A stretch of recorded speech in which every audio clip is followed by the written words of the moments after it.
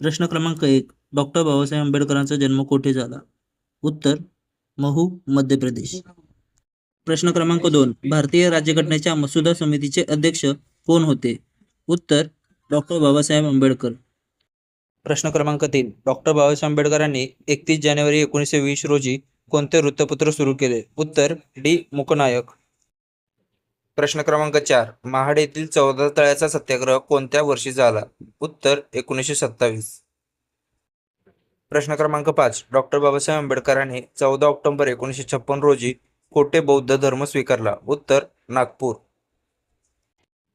प्रश्न क्रमांक 6. डॉक्टर बाबासाहेब आंबेडकरांना मरणोत्तर भारतरत्न पुरस्कार कधी देण्यात आला? उत्तर ए. 1990. प्रश्न क्रमांक 7. डॉक्टर बाबासाहेब आंबेडकरांनी कोणत्या संघटनेची स्थापना केली होती?